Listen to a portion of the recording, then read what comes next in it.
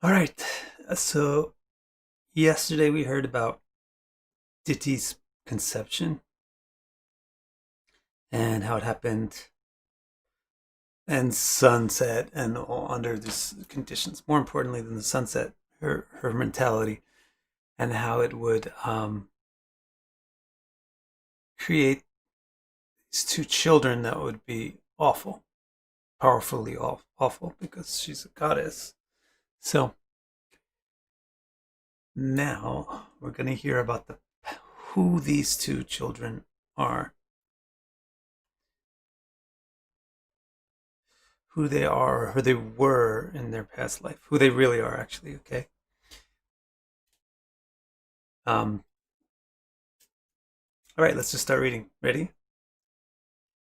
Hey, Tal. Good to see you.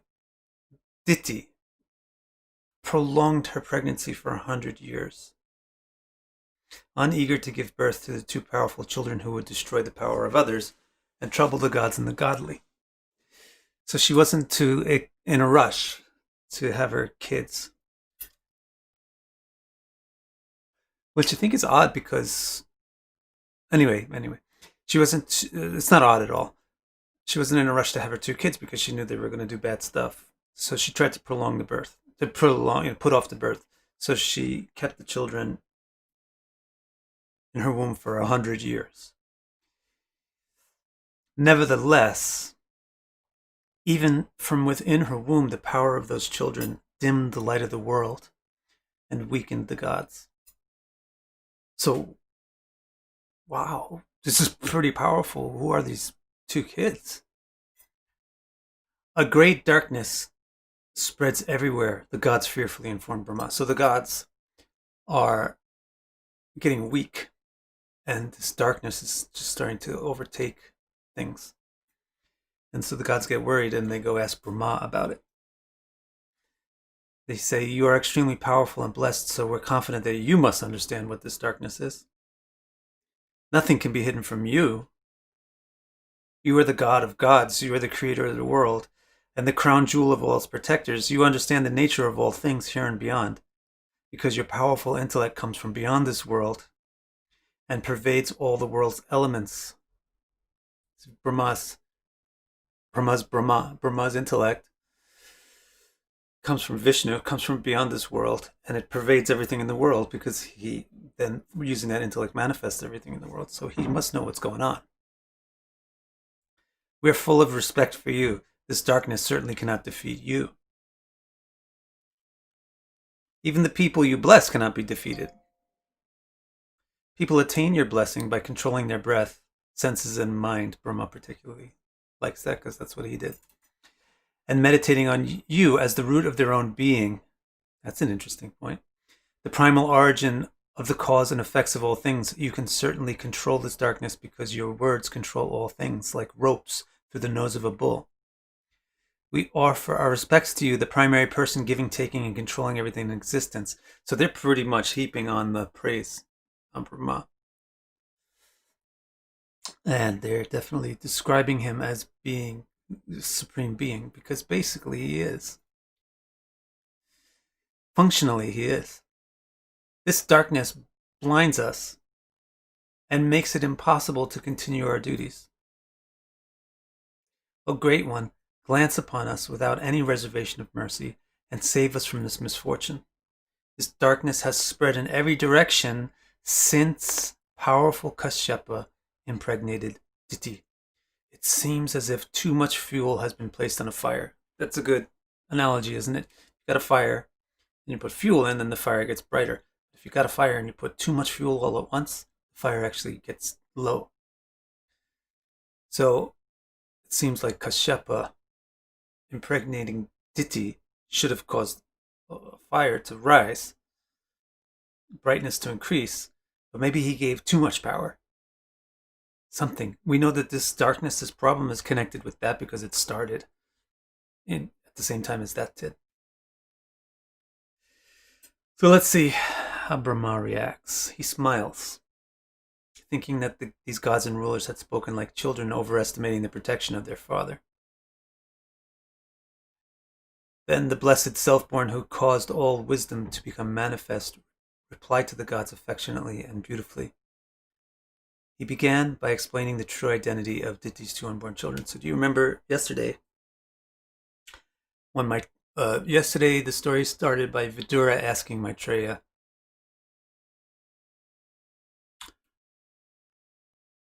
why did you say one time a demon came when Varaha was picking up the earth? And Maitreya said, all right, I'll tell you the story of this demon. I can tell you the story, even though I wasn't there, because I heard it from Brahma. No, actually, I didn't personally hear it from Brahma, but Brahma explained this to the gods. And then they repeated it to others. That's how I came to know this. So here is that kernel of the story where Brahma is explaining things to the gods. It's because they came to ask, why is this darkness overtaking the universe ever since Diti got pregnant?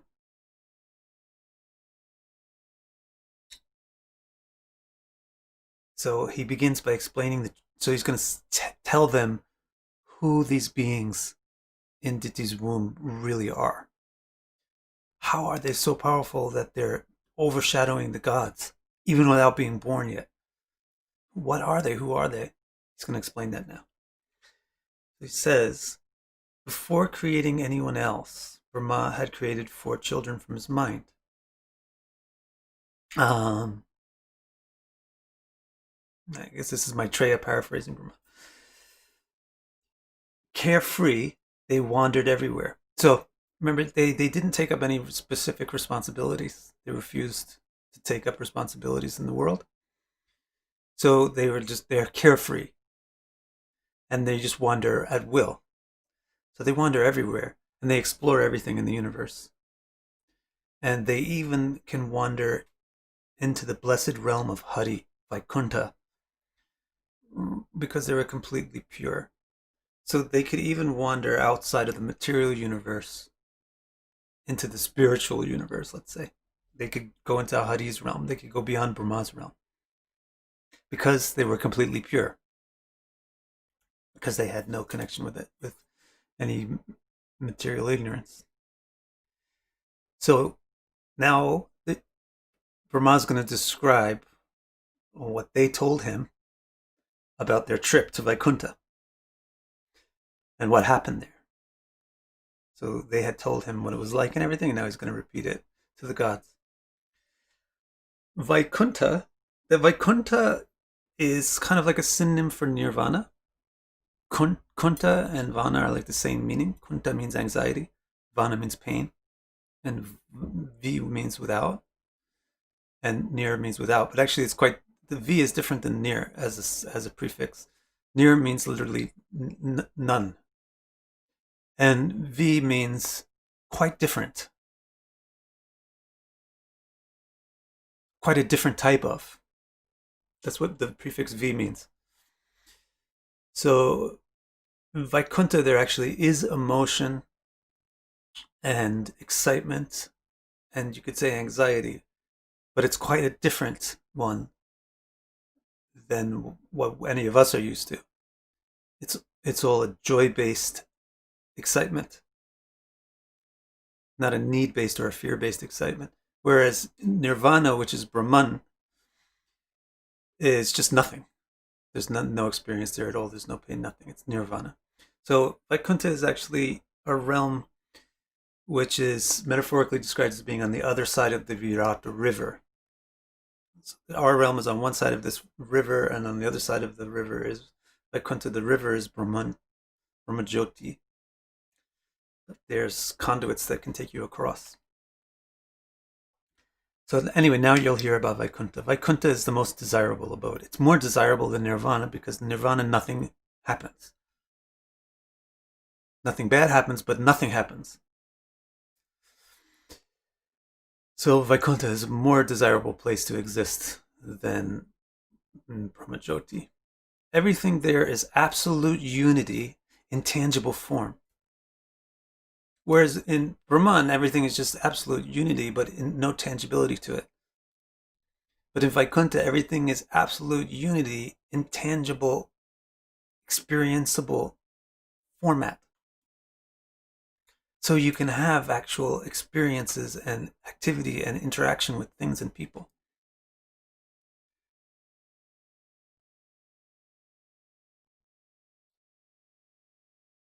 Bhavsagar is, I think, an ocean of emotion. It's like a metaphorical term. The all-attractive original person whom words yearn to describe personally resides there, exhibiting radiantly pure existence and showering his companions with ever-increasing joy. Everyone has a body free from limitation or trouble. They have no duty except to follow their constant inspiration to adore Hari. The trees of that wonderful realm fulfill all wishes in response to the sound of Hari's all-auspicious name. So this is kind of famous to some of you. You may have heard of Kalpavrikshas, the wish trees. And the way that it works is the tree, if you speak Hari's name to it, it will grant a wish to you. And just as the tree produces fruit, it'll produce something that you want. Now, the interesting thing about it is how the tree is used by different. In Vaikuntha also has different realms to it, just like our world has different realms. And in the different realms, the residents use the trees in different ways. And in the most intimate realm, do you know what the residents ask the trees for? Fruit.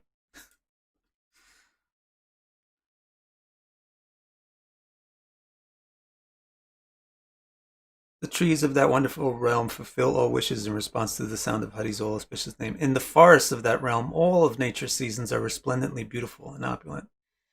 That place abounds with delightful fragrances of so many exotic flowers, but all of them respectfully worship Tulsi, because after great effort she attained the honor of always being worn as Hari's necklace. So he's describing the flora of Vaikuntha. It's full of these magic trees that can produce anything you need. Forests of them where the seasons are ever present. And different forests. It's not time-based season. It's desire-based season. And there's so many special flowers, but the most special one is this basil plant. Because the basil plant has nothing special to it. It's not a rose, it's not a lily, it's not an orchid. But it had great devotion to Hari, and so much of that now Hari wears it as a necklace, wears the leaves. And so everybody likes that flower the best. Similar to what I told you about what they use the wish tree for. You get fruit from it. Which flower is the best one? It's not the fanciest orchid in the world. It's the simplest one with the most beautiful love.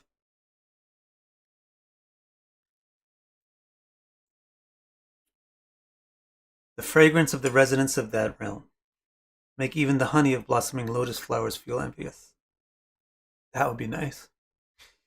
They wander in splendid vehicles, constantly singing amongst friends about Hari's deeds, glorifying him as their faultless husband. Everyone in that abode sings together in kirtan, even the turtle doves, cuckoos, swans, chakravaka, cranes, partridges, and peacocks. Animals, humans, they're all singing. But they all stop to listen when the foremost of all bumblebees lands on Hari's garland and begins singing Hari's name with the buzzing of his wings. Everyone there is exclusively devoted. This is really psychedelic. This is some really psychedelic stuff. Everyone there is exclusively devoted to Hari's feet. They cannot be stimulated by any selfish lust, because their entire existence is enwrapped in Krishna. There's no scope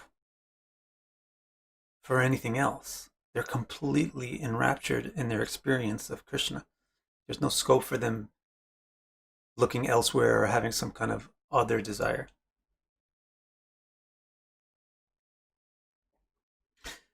Thus, with voluptuous hips in delightful postures and coy smiles decorating their beautiful faces, they laugh intimately with Hari as they travel together in vehicles made of gold, emerald, and opal. It's like, you really want to see this as a movie, at least as a movie.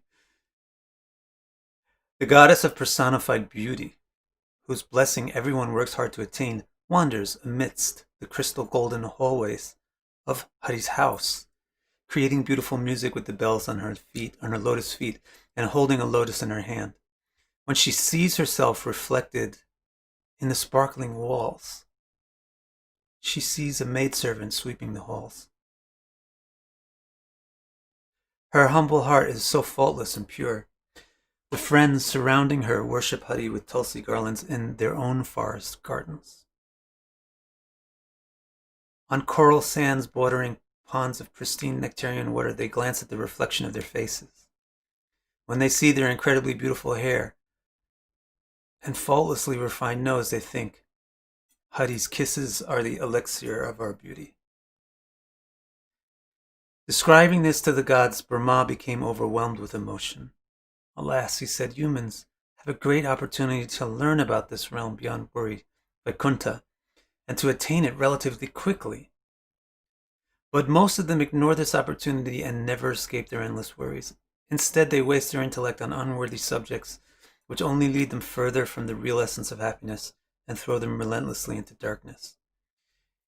Even we gods would like a chance to become human, because human life grants such access to wisdom, truth, and morality.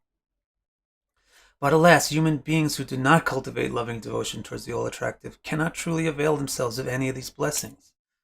Instead, they are completely bewildered by illusion at every turn. Devotion to the all-attractive is so profound that it can grant every benediction without need to independently pursue wisdom, truth, and morality. Virtuous people who somehow become sincerely engrossed in discussing the wonderful celebrity of the husband of Vaikuntha, full of love for him, swooning, crying, and shivering in ecstasy. So, you guys who are like having some feeling for it, you're on the right track. They're able to enter Vaikuntha if you have that. The most powerful among us unblinking gods try to follow their example and appreciate their excellent character. So Brahma went off on a little bit of a tangent about, wow, this place is amazing. Wouldn't it be great to go there? I live for 311 trillion years. That sucks. If I was a human being, then I would have an intellect. That's, kind of still sort of comparable to my own. At least has the capacity to understand the Veda. And I would have 100-year lifespan in which to study this and comprehend it and perfect it. That would be great. I wish I was a human and not Brahma, so I could go to Vaikuntha quickly. But look at these humans; they're just doing anything else except that. What a shame. That's the tangent that he got on.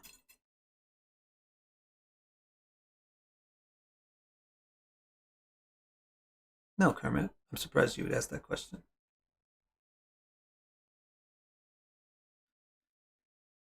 What is better, absolute unity which is non-distinct, or absolute unity which is distinct? The absolute unity which is distinct. Distinction is the means of perceiving and interacting with something. All right, so now he's going to get back onto his track. Brahma's 4 sons. Ah! Okay, so this is what happened. Brahma's 4 sons became attracted to Brahma's description of Vaikuntha. Okay, so I got it wrong. What I told you previously was he heard this about what they visited. But actually, what's revealed here is, remember when Brahma had his darshan of Hari lying on Anantashesh, so many things. He must have seen Vaikuntha at the same time. So he must have, at some point, told these 4 children about it. And then when they heard it, they were like, wow, I want to go check this place out firsthand. So before Brahma's 4 sons became attracted to Brahma's description of Vaikuntha, and they wanted to see it for themselves, for it seemed to be the only truly praiseworthy place. So bear that in mind, that although they have the purity to be able to get a visa, temporary tourist visa for like a week, they are not citizens of Vaikuntha. Kermit, we have to talk about this when it comes up in the thing. But we have to talk about just duality thing that you're talking about at some other time. Because I want to stick with this awesomeness. But I'm shocked. Anyway.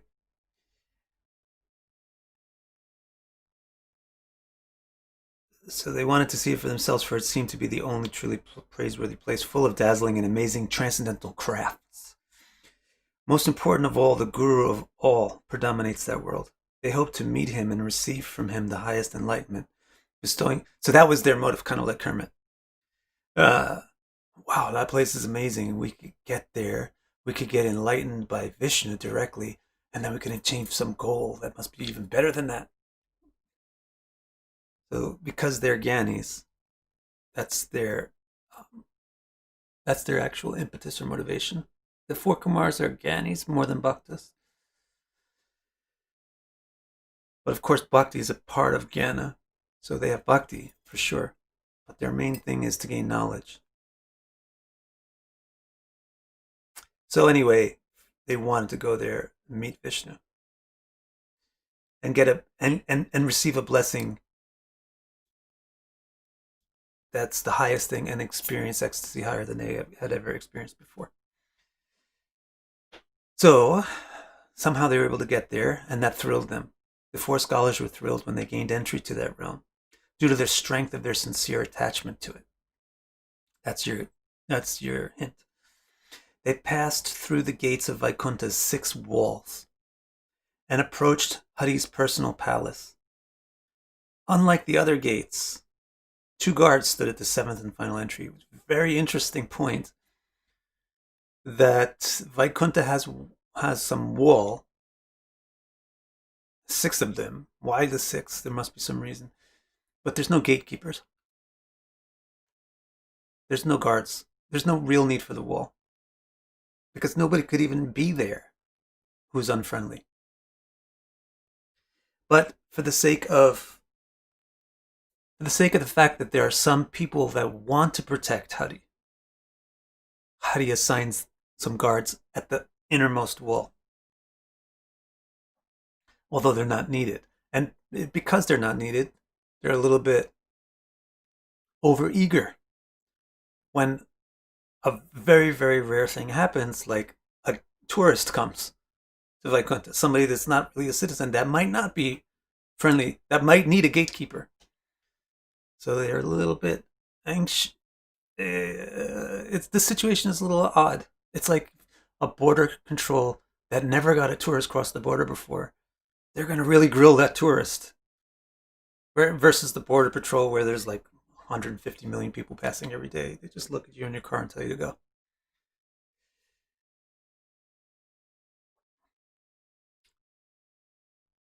So unlike the other gates, 2 guards stood at the 7th and final entry. They were of... Now, these 2 guards, if you live in Japan, you'll see them everywhere. Because these 2 figures have come along with Buddhism. Their celebrity was preserved in Buddhism, and it came into Japan, and you'll see them everywhere on the 2 sides of the Buddhist temples in Japan all the time. And I think Japanese people particularly like them because it mirrors the native religion of Shinto, where they had 2 divine dogs guarding the temple on either side. But anyway, I see these guys all the time at every temple. So they're quite ferocious. They're no joke. They're the bouncers they're Vishnu's bouncers. So there's some serious dudes. So they were of equally imposing stature, bedecked with incalculably valuable bracelets. Not like this junk.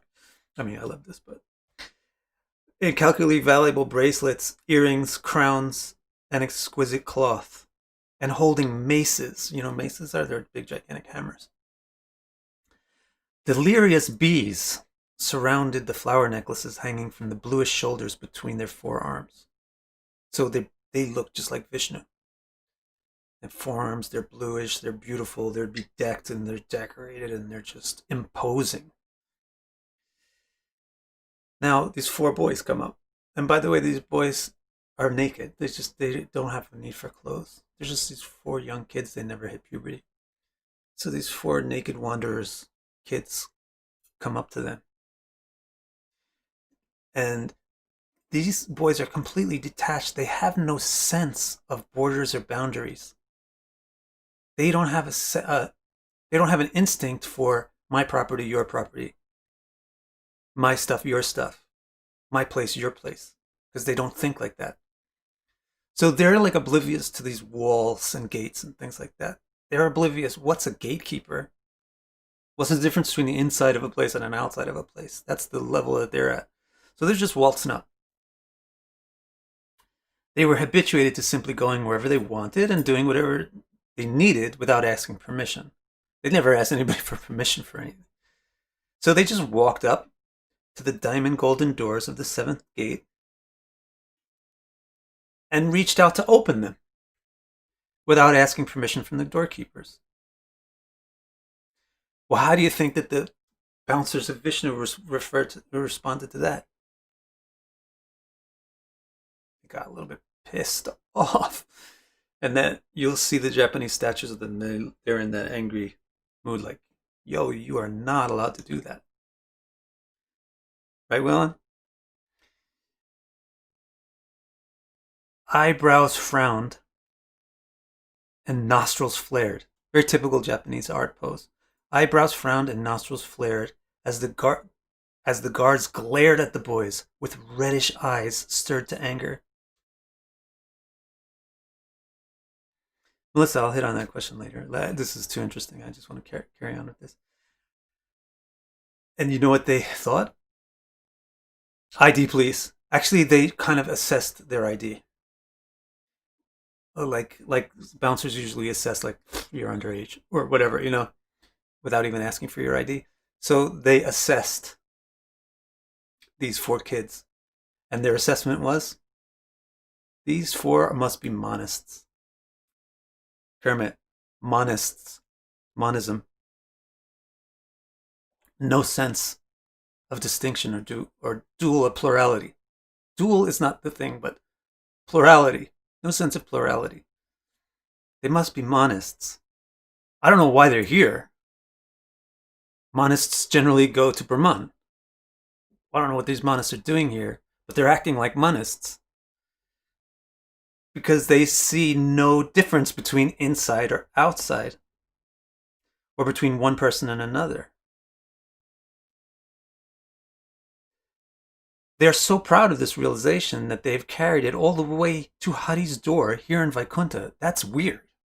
They must really be strong monists. How did they get into this far and still embrace their monism? They do not deserve to enter. Monists don't deserve to interact with Hari.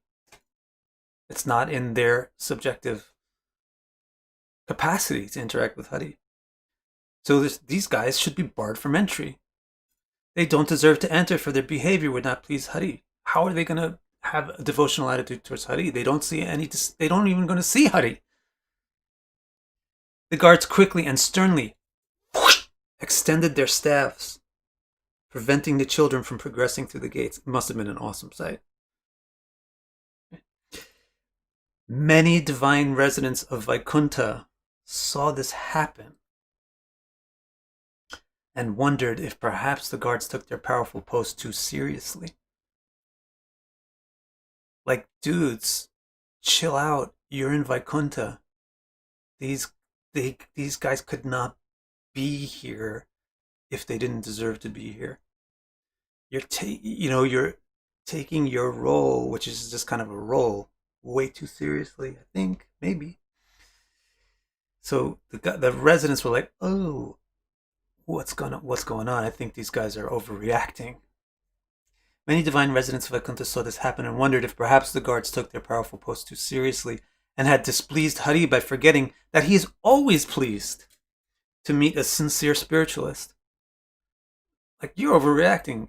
Hari is just happy to meet people who want to meet him. That's the nature of him. So, like, why are you stopping somebody from meeting Hari? Because you think he's disqualified? He's not qualified. Everybody's qualified by the desire to meet Hari. So they hurried to inform Hari of the situation, hoping to avert an escalation. Blocked from their most eagerly desired audience with the dearest friend of the soul, Hari, the eyes of the children suddenly flooded with anger. This is also weird. So I think that their monism was compromised.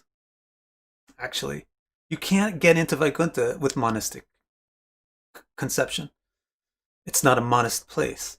It's a plural place.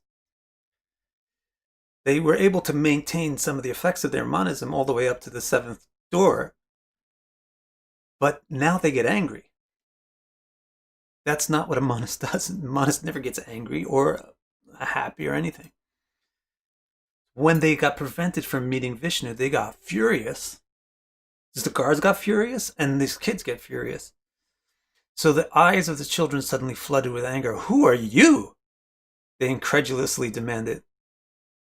What kind of being could have attained such exalted service to the all-attractive, yet still possess character that generates disharmony among the harmonious residents here in Vaikuntha? You got that? That's cool. Who the heck are you? How did you... The bouncers are thinking, how did you get here? You're a monist. How did you get here? And the kids are thinking, who are you? How did you get here? You're so divisive.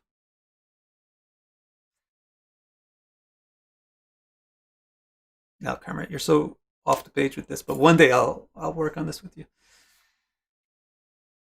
They don't have a hint of duality left in them. They're developing the spiritual plurality. They're developing emotions that are based on Hari and not based on something extrinsic. So they said, who the heck are you? And the gatekeepers answered, we are gatekeepers. Boom, the confident reply of the guards. And they must have been psyched. They're gatekeepers for Hari. That's their whole existence, is they want to protect Hari's gate. And finally somebody comes that doesn't deserve to go through. But we are the gatekeepers. We must protect the palace against the possibility that Hari's enemy takes the guise of a spiritualist. The sages, the kids, thought this was a ridiculous proposal. You are guarding the person, they said, who is the source of all peace. The person who has no enemy. Among all the residents of his abode, it seems that you alone do not have a similar nature. So they said, you're weird. Basically, like Charlie and the Chocolate Factory style. You're weird. You're guarding somebody who has no enemies, who just makes friends, who is friendship personified. So, I mean, that's also weird. Like, you don't need to guard this person. They don't understand. They're not exactly correct. They're not exactly incorrect either. They don't understand.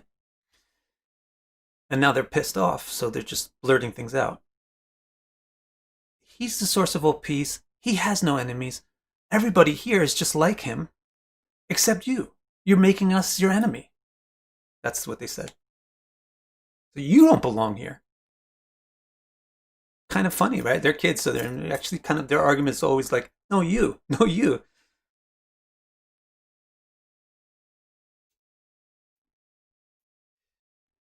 You don't understand. You just don't understand, Kermit. Plurality is absolute unity. If you have a sentence, absolute unity is not indefinite. Absolute unity is definite. And in the definition of it, it has components. And the word for unity is not eka. It's adva, which means that there's components, but they're not divorced or separated or distinct, disintegrated from each other. The sages thought this ridiculous proposal. You are guarding the person who is the source of all peace, the person who has no enemy. But among all the residents of his abode, it seems that you alone do not have a similar nature. That must be why you suspect that there could be an enemy who could sneak into Vaikuntha. The principle is Atmavan Manyate Jagat. Everybody sees the world through their own mind. So, like, generally the person that accuses you of being a liar probably does a lot of lying. Or the person that accuses you of being money-hungry, greedy bastard is probably a money-hungry, greedy bastard. Because they see, a thief sees thieves everywhere. And a loving person sees loving people everywhere. So they're saying, you think that there's going to be a sneaky person someplace, must mean that you're pretty sneaky.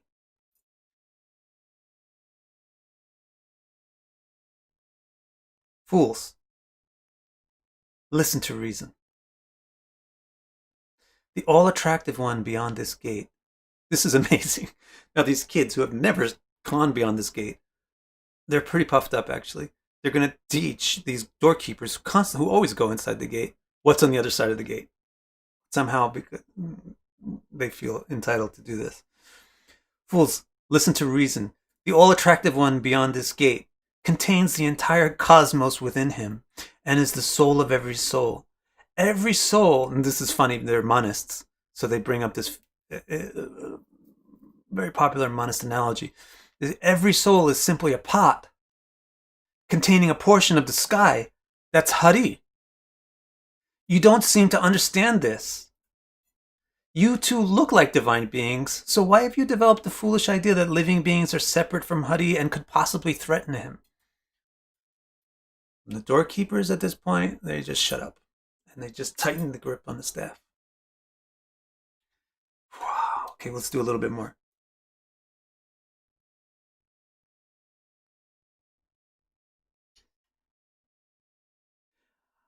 The children now spoke amongst themselves. So they're just, sorry, you're not getting in. And then the kids start to talk amongst themselves. We think we should think of some kind of punishment that would bestow a supreme blessing upon these two slow-witted servants of Vaikuntha's husband. Turning to the doorkeepers, they declared they're going to think they thought of a punishment. So yeah, the guards are being quite possessive. Yeah. So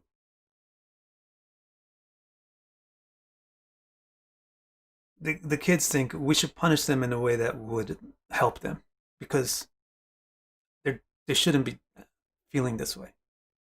They think this is a very realistic situation where nobody is really right or wrong, but both people are kind of wrong and right. So they think up some punishment for the two servants, and this is what it is. They say, "Leave here. Enter the worlds where you will easily see three awful results of your dualistic divisive mentality. Lust, anger, and greed, the only true enemies." Wow. What the doorkeepers of Hari's palace just got cursed by the Four Kumaras to leave Vaikuntha. Sage's curses are no joke.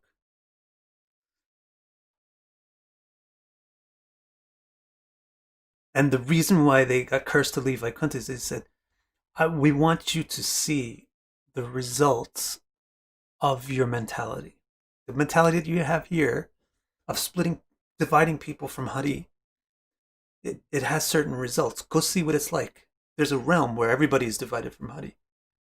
Nobody even conceives of Hari. Go see what that realm is like. Go see what your attitude will lead to.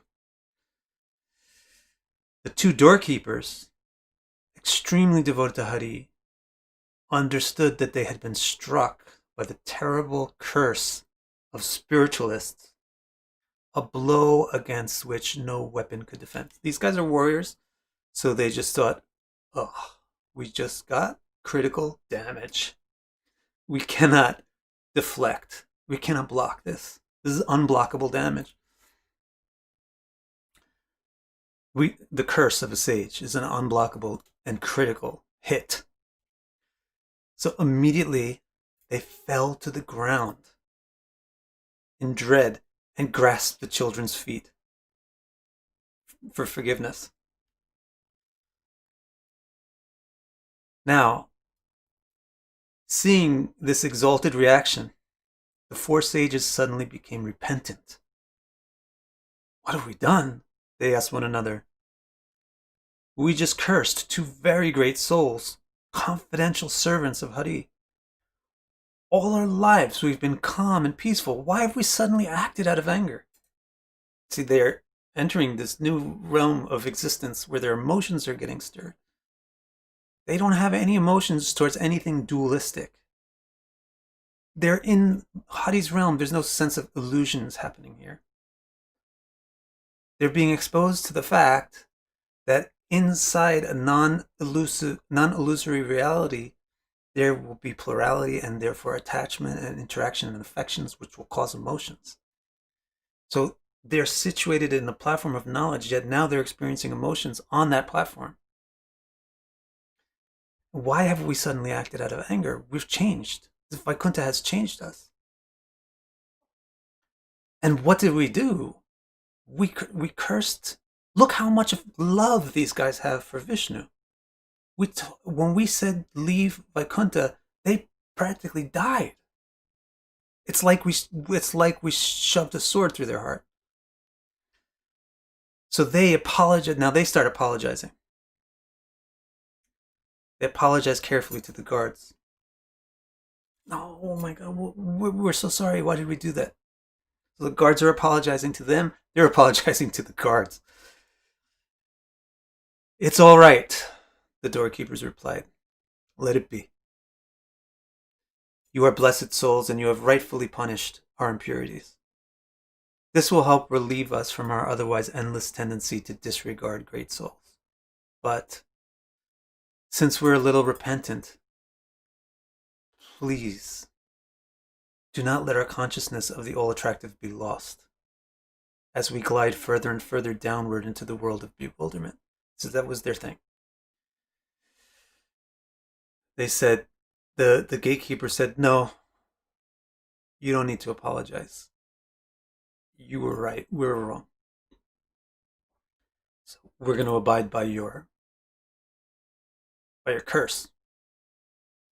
But please, we ask you one benediction. Since we are sorry, please give us a little bit of a break on this curse. And don't let us forget Vishnu, ever. Even though we have to enter and experience the results of splitting people apart from Hari. Don't let us become split from Hari.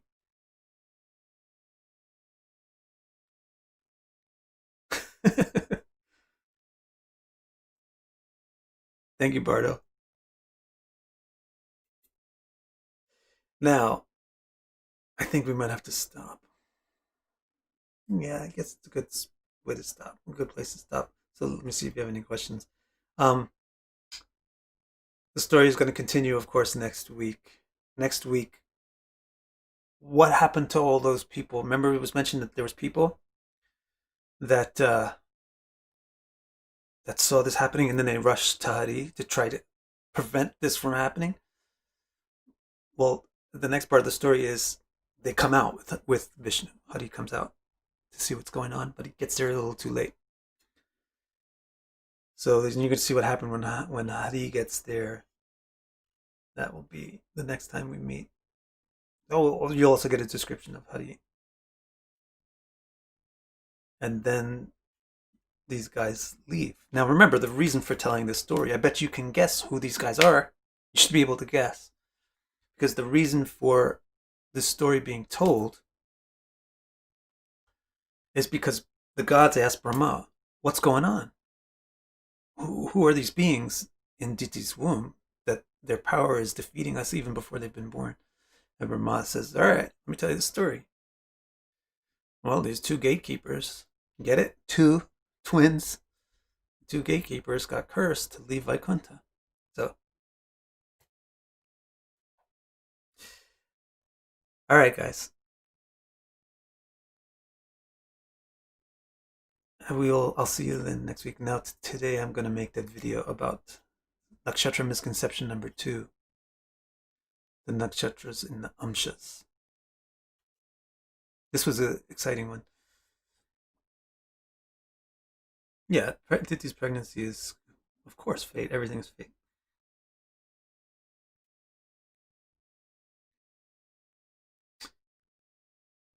Okay, everybody have a good... Oh, Melissa, you had a question earlier.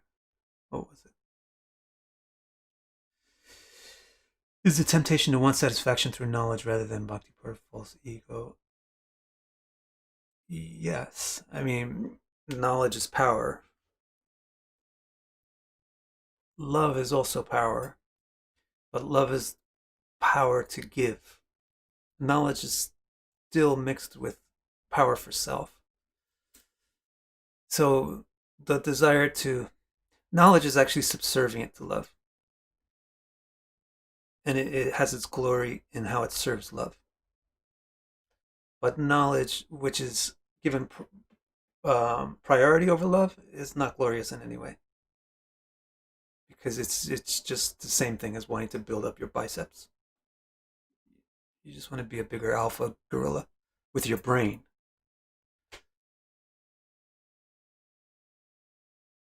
Or your yogic cities. You know, everybody idolizes these people who can float or whatever, who can live for 158 years and still look like they're 30.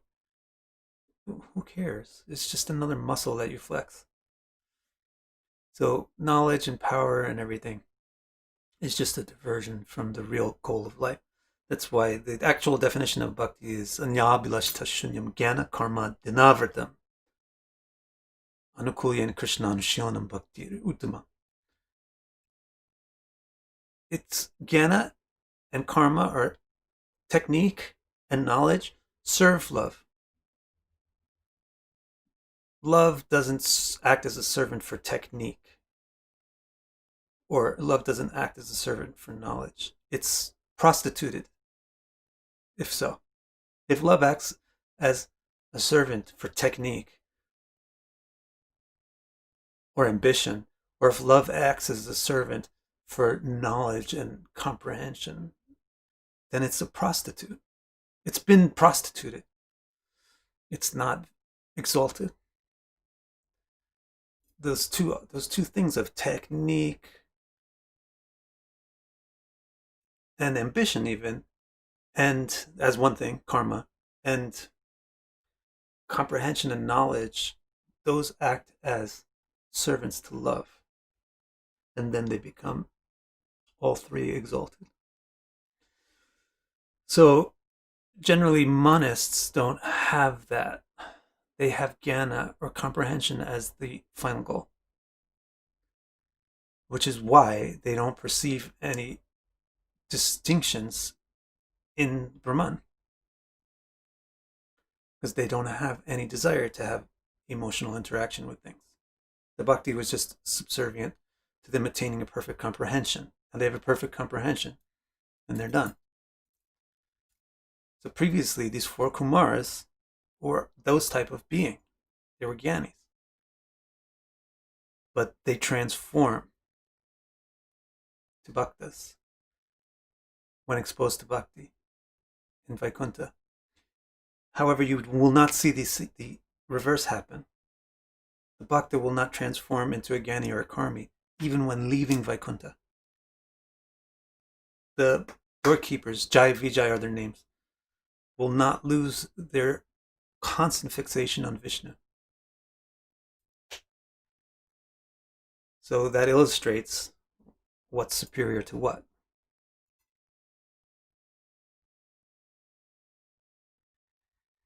All right, guys. See you on Monday. See you on Monday. See you on Monday.